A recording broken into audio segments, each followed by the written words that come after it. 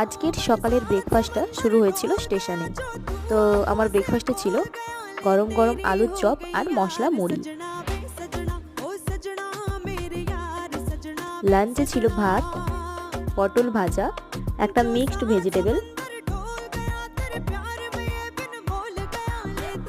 দই কাতলা, টক মিষ্টি, কাঁচা আমের চাটনি আর সঙ্গে ছিল মিষ্টি দই।